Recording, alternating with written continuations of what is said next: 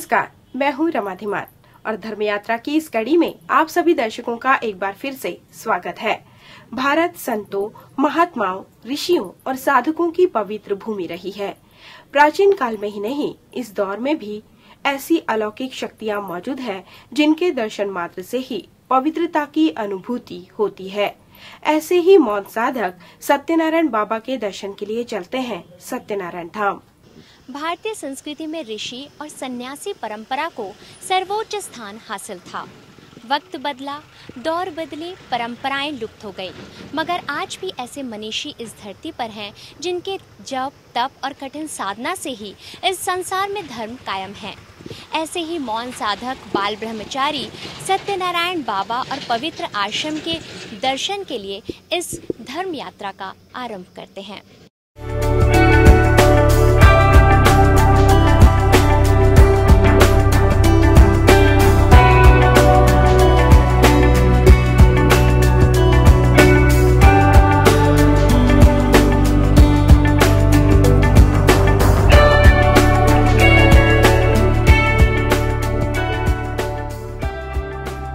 छत्तीसगढ़ के प्रमुख जिलों में से एक रायगढ़ की अपनी ही खूबियां हैं। पहाड़ और जंगलों से आच्छादित इस धरा पर ईश्वर ने खूब नेमतों की बारिश की है।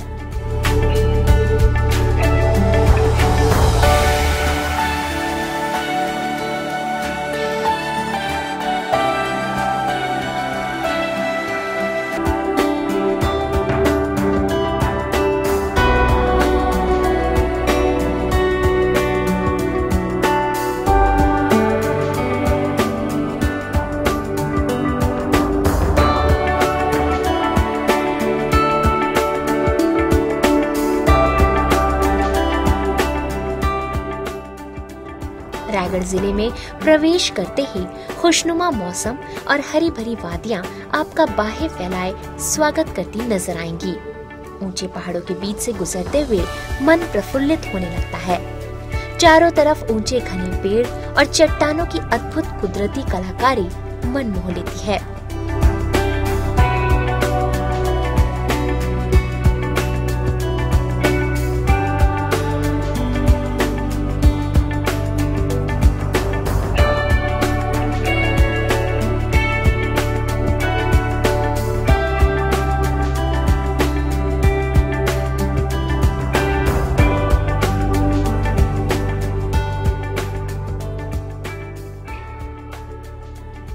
इसी रास्ते में पड़ता है इको पार्क राम झरना। ये यहाँ का एक प्रसिद्ध और मनोरम पर्यटन स्थल है, जहाँ वर्ष भर पर्यटक कुंड और झरने को देखने आते हैं।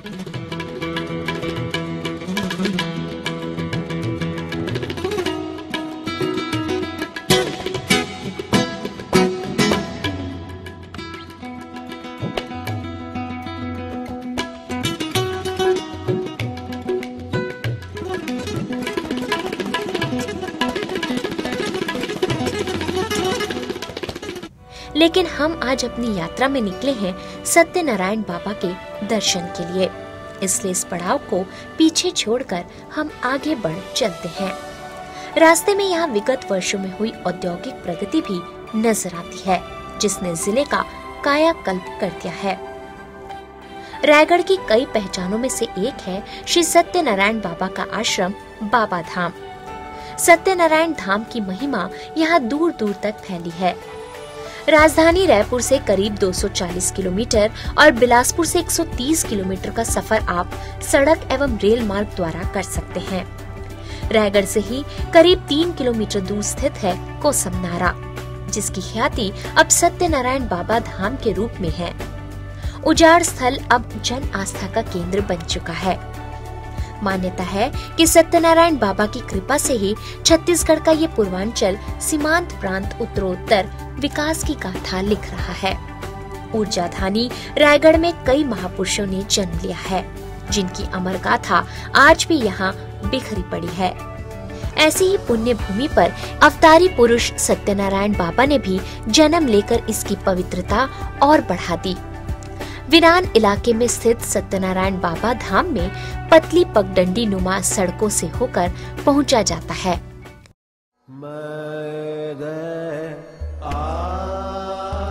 प्रवेश द्वार के पहले गुमटी नुमा दुकानें किसी धार्मिक स्थल का एहसास करा रही हैं।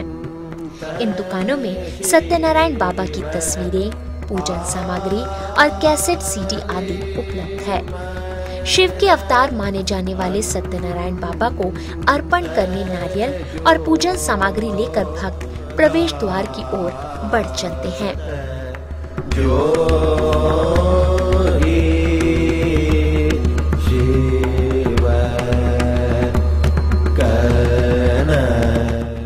आरंभ में यहाँ ना तो परकोटा था और ना ही कोई प्रवेश द्वार। कालांतर में बाबा की महिमा से ही ये वीरान स्थल संवरने लगा और आज आश्रम ने ये रूप ले लिया है। आश्रम में प्रवेश करते हुए जैसे ही हम सत्यनारायण बाबा के दर्शन करते हैं, एक अलौकिक दिव्यता का एहसास से हम भर उठते हैं।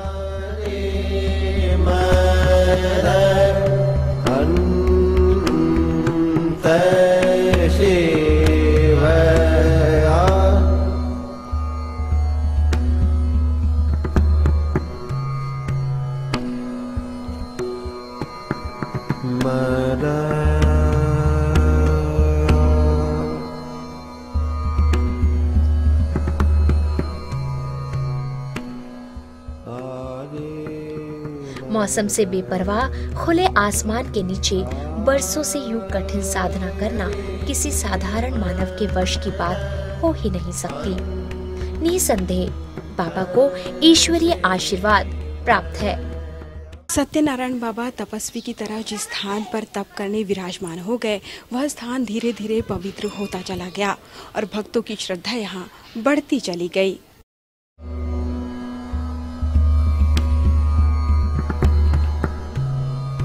शिव योगिया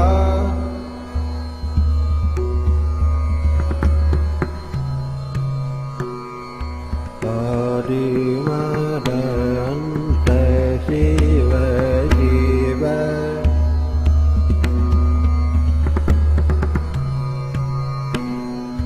शिव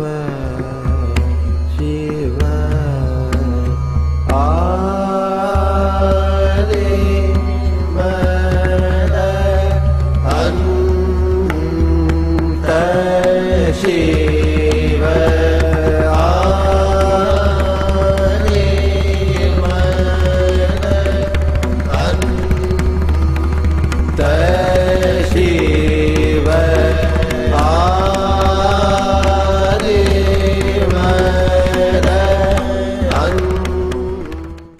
ये यात्रा यूं ही जारी रहेगी, बस एक अल्प विराम के बाद।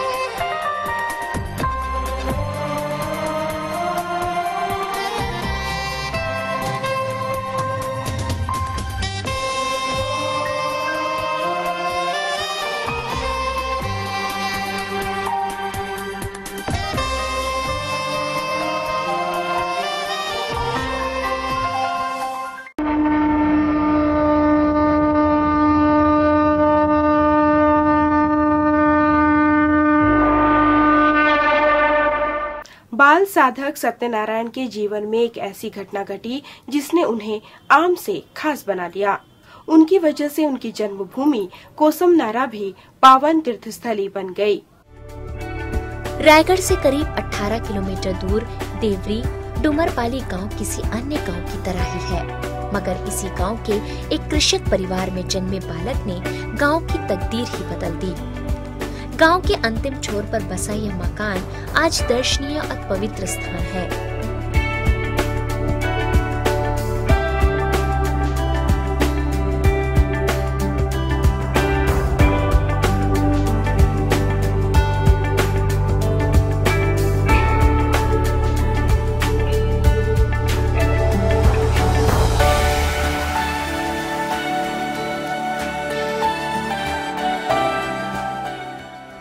क्योंकि 12 जुलाई 1984 को दयानिधि साहू और हंसमती के घर पुत्र रूप में एक दिव्य बालक का जन्म हुआ था।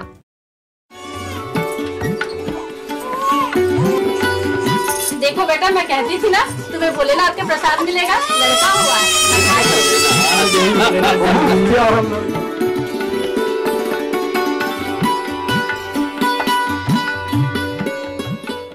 जिसे उनके अपने हलधर और सत्यम नाम से पुकारते थे। जब बालक 7-8 वर्ष के थे कि तभी उनकी जिंदगी में एक दुखद मोड़ आया। पिता दयानिधि और चाचा रामा की असमय मृत्यु हो गई।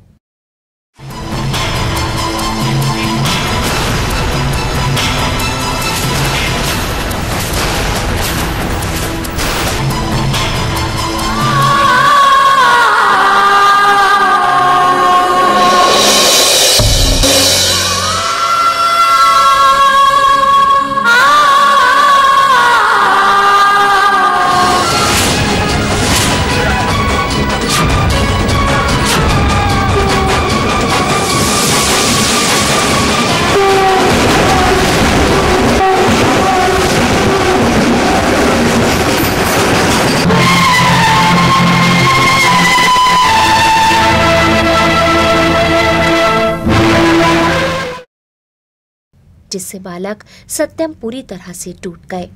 उनके साथ भाई गोपाल, बहन गणेशी, माँ और दादी भी व्यथित हुई, पर बालक पर इसका गहरा प्रभाव पड़ा। इस दुख से उबरने बालक सत्यम ईश्वरीय साधना की ओर खींचने लगे।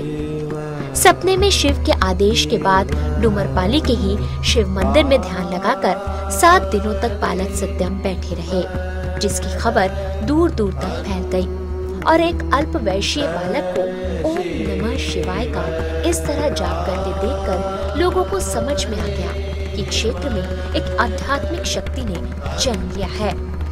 इसके बाद बालक भले ही घर लौट आया, मगर उनका रोम रोम शिव शंकर में हो चुका था। अब उन्हें सांसारिक मोह माया रास नहीं आ रही थी और इस विरक्ति ने उस घटना को जन्म दिया जिसने तपस्वी एक महामानव के दर्शन पूरी दुनिया को कराया।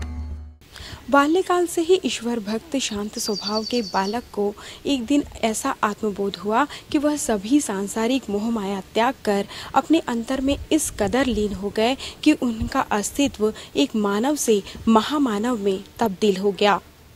16 फरवरी 1998 को बालक हलधर रोज की तरह घर से निकले, लेकिन उन्होंने कुछ दृढ़ निश्चय कर लिया था।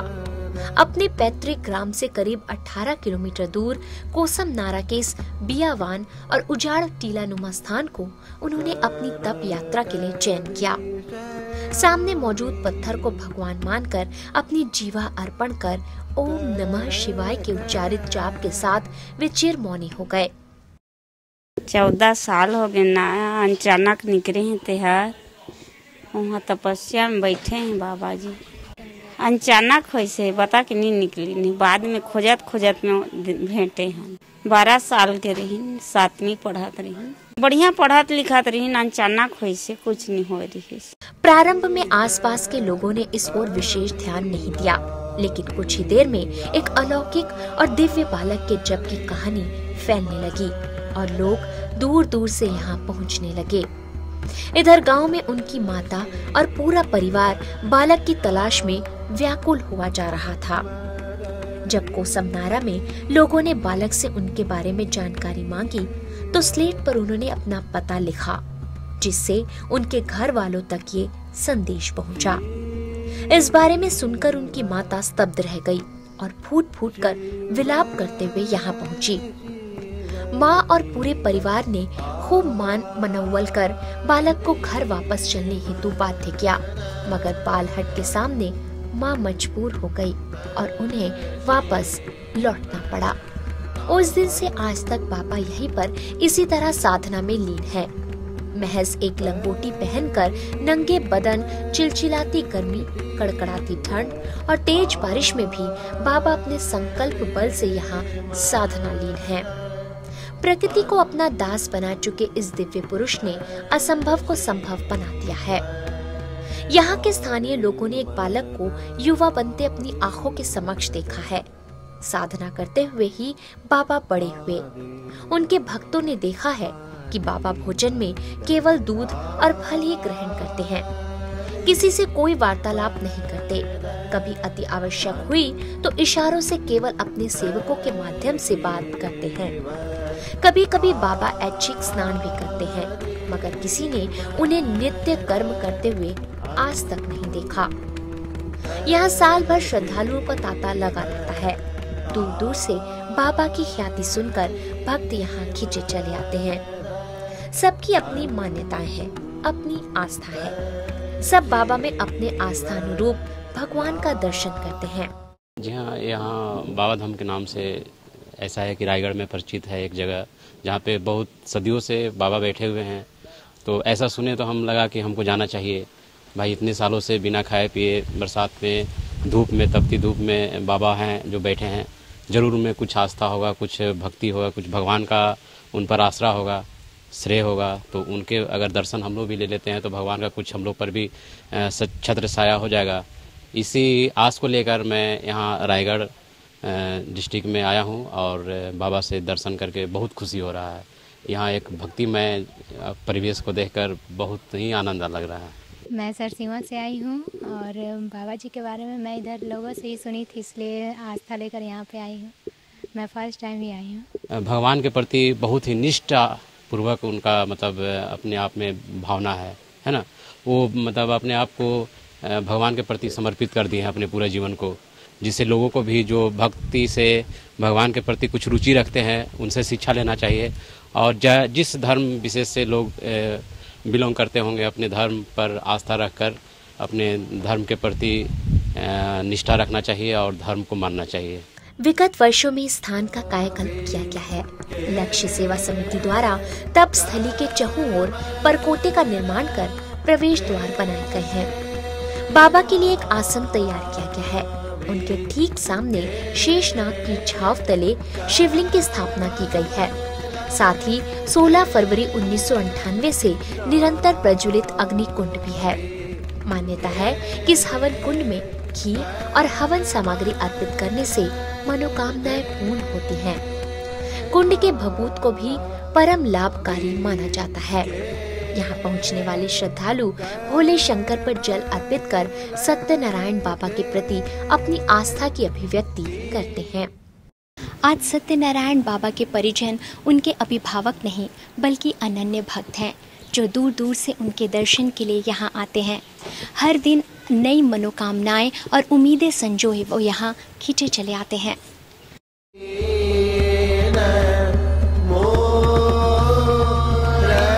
यूँ तो यहाँ वर्ष भर श्रद्धालु दर्शन के लिए आते हैं, मगर साल के कुछ खास अवसरों पर यहाँ मेले सा नजारा होता है। सत्यनारायण बाबा के जन्मदिन 12 जुलाई, तप आरंभ दिवस 16 फरवरी, महाशिवरात्रि सावन के अंतिम सोमवार, गुरु पूर्णिमा, होली, दीपावली को यहाँ विशेष आयोजन होते हैं, जिस समय यहाँ हजारों लाखों श्रद्धालु बाबा के दर्शन के लिए पहुँचते हैं। आज बाबा की तपोभूमि ही नहीं वरन उनकी जन्मस्थली भी पवित्र स्थली है।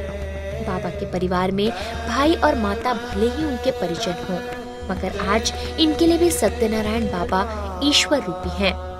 इन्होंने भी अब बाबा को इसी रूप में स्वीकार कर लिया है। बाबा की कृपा से ही साधारण कृषक परिवार गांव के समृद्ध परिवारों की पंक्ति में आन खड़ा हुआ है।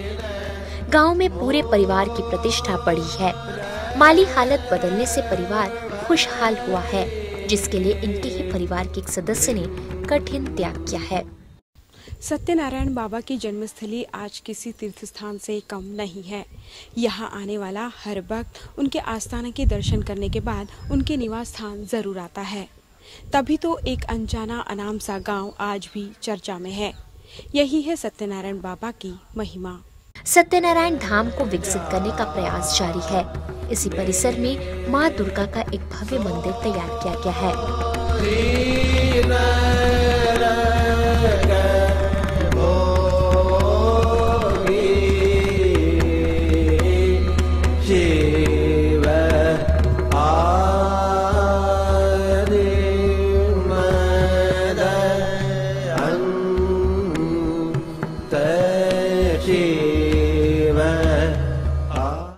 के साथ यहाँ कई मंदिरों और देवीय विग्रहों की स्थापना हुई, जिससे यह अंचल एक अलौकिक शक्तिपुंज में तब्दील हो गया।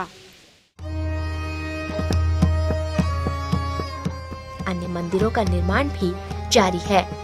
साथ ही सत्संग भवन और अतिथि आवास भी बन रहे हैं। यही स्थित है पीपल, वट और नीम के वृक्ष का संगम, जिसे सर्व मनोकामना सिद्धि वृक्ष माना जाता है। और यहाँ पहुँचने वाले भक्त मनोकामना सूत्र और श्रीफल बांधकर मनोवांछित फल प्राप्त करते हैं।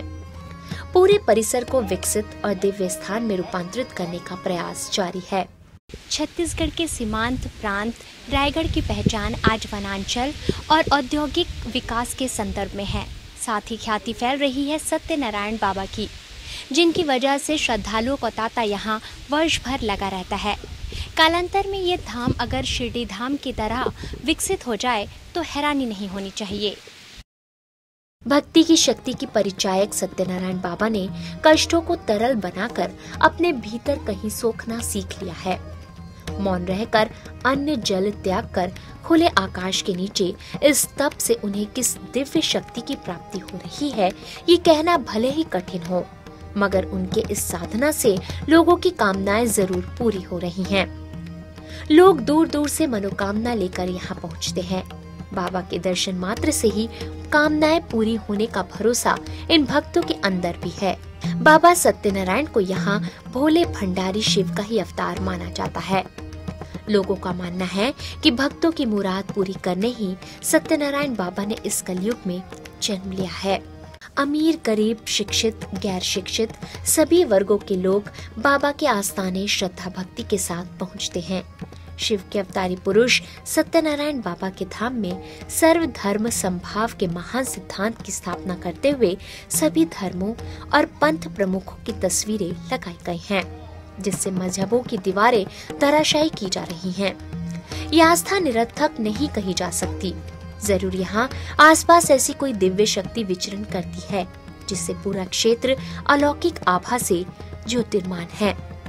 आश्रम में मयूर और हंस भी उसी अलौकिक परिवेश के साक्षी हैं। यहाँ पहुंचकर भक्त सांसारिक मोहमाया से विरक्ति की शिक्षा प्राप्त करते हुए एक अलग सी दुनिया में प्रवेश करता है, जिससे अलग होने का मन तो नहीं करता, लेकिन जो आया है उसे तो जाना ही है। इसलिए हम भी इस यात्रा को यही संपूर्ण कर आगे की ओर बढ़ चलते हैं।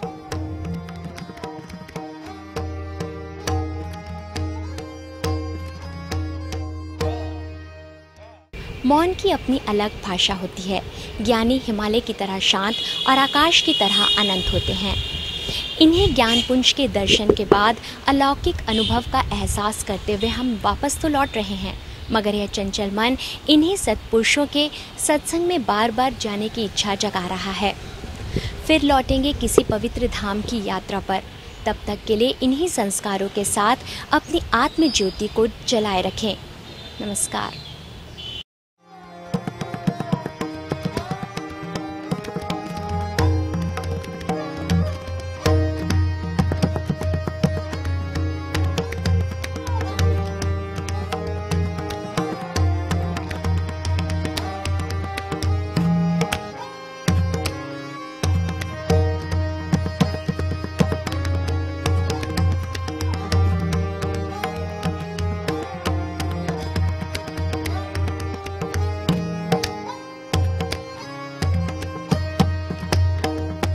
आज रायगढ़ पहुंचने वाले ज्यादातर भक्त इस जीवित किंवदंती के दर्शन के लिए जरूर पहुंचते हैं।